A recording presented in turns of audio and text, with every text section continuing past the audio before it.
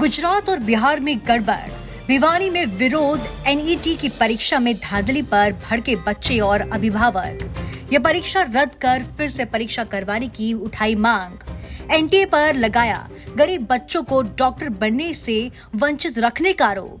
650 number आने पे भी नहीं हो रही सरकारी कॉलेज में दाखिला। बिहार और गुजरात में पेपर लीक, 13 बच्चे गिरफ्तार, फिर भी एनटीए बचाव में क्यों? आज तक नीट के इतिहास में कभी 70 बच्चों के पूरे 720 नंबर नहीं आए। एनटीए ने ग्रेस मार्क का जो रायता फैलाया वो संभव ही नहीं। गुजरात और बिहार से नीट परीक्षा की धांधली का विरोध भिवानी तक पहुंच गया है। भिवानी में बच्चों और अभिभावकों ने धरना देकर विरोध प्रदर्शन किया और आरोप लगाया कि नीट परीक्षा में धांधली गरीब बच्चों को डॉक्टर बनने से वंचित करने का प्रयास है। उन्होंने निष्पक्ष जांच करने, ये परीक्षा रद्द कर दोबारा परीक्षा करने और एनटीए को परीक्षा से दूर रखने की मांग की। इस बार नीट परीक्षा में हुई धांधली और ग्रेस मार्क का पूरे देश में विरोध हो रहा है।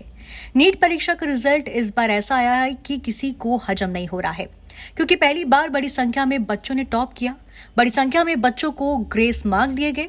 पेपर लीक होने पर गुजरात और बिहार में एफआईआर हुई, 13 बच्चे गिरफ्तार हुए।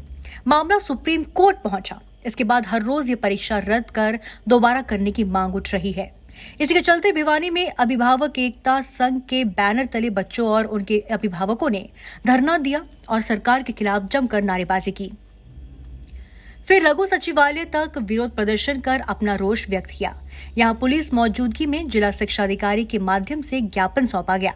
इस दौरान अच्छे अंक लेकर भी सरकारी कॉलेज में दाखिले से वंचित बच्चों ने कहा कि नाम आपका जो प्रदर्शन किया गया किस मांग को लेकर किया गया? मेरा नाम सलोनी चौधरी है। इस बार हमने नीट की परीक्षा दी थी। मेरे 650 नंबर आए हैं। पिछले साल 650 नंबर पे 7000 रैंक थी, जिसमें ऑल इंडिया कोटा से बेस्ट गवर्नमेंट मेडिकल कॉलेज मिल रहा था। लेकिन इस बार मेरी रैंक 30,000 आई है। मुझे कोई गवर्नमेंट मेडिकल कॉलेज नहीं मिल रहा है। 720 में से 650 नंबर लाने पर भी हमें गवर्नमेंट मेडिकल कॉलेज नहीं मिलेगा। हमें प्राइवेट में एडमिशन लेना पड़ेगा। हमारी मांगे ये हैं कि निष्पक्ष रूप से इसकी जाँच की जाए और कमेटी ऐसी बनाई जाए जिसमें एनटीए का कोई भी सदस्य ना हो। तो धांधली कहाँ पर हुई, किस लेवल पर हुई, कुछ पता चला? बिहार पुलिस की एक एफआईआर है जिसमें उन्होंने साफ साफ बताया है कि 5 मई को परीक्षा थी। 4 मई को पेपर लीक हो गया था।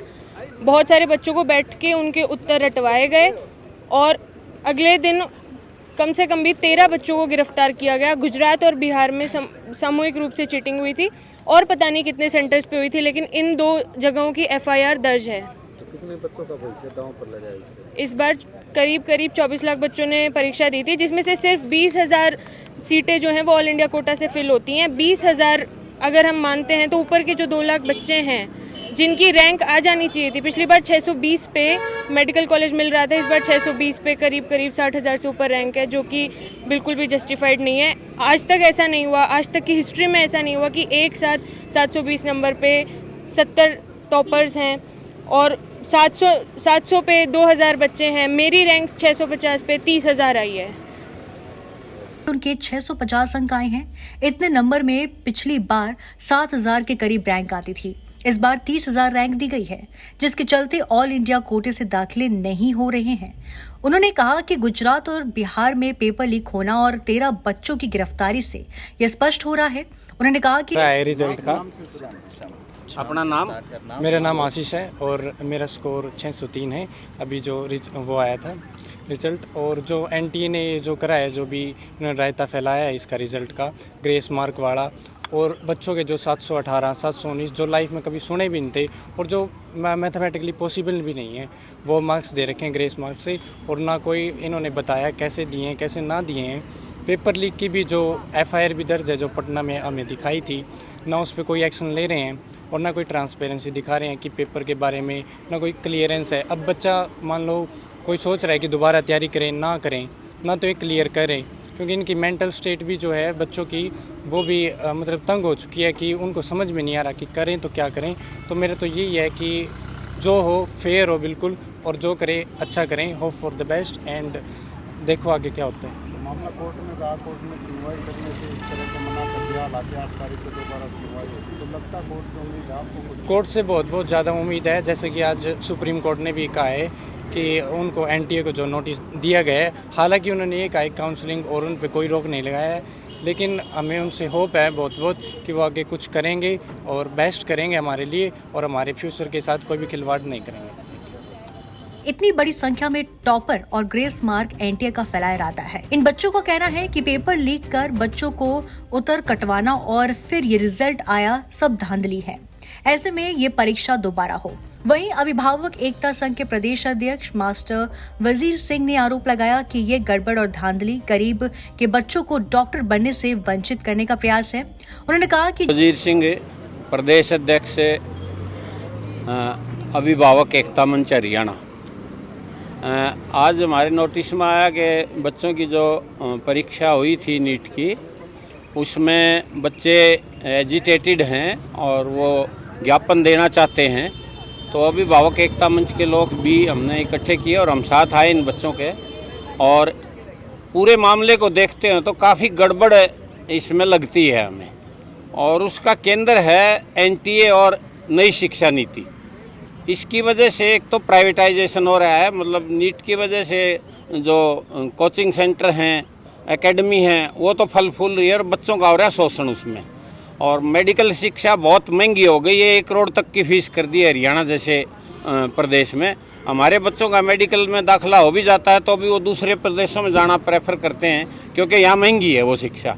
इतनी महंगी और इतनी मेहनत से परीक्षा पास करने के बावजूद भी बच्चे इस परीक्षा में, इतनी पवित्र परीक्षा में पेपर लीक हो रहे हैं, एफआईआर दर्ज हो रही है। एक सेंटर से टॉपर में 15 बच्चे हैं और 67 बच्चे टॉप कर गए। 1563 बच्चों को इन्होंने ग्रेस मार्क्स दे दिया। ये नहीं पता क्यों दिया, कितना दिया, कोई ट्रांसपेरेंसी नहीं है।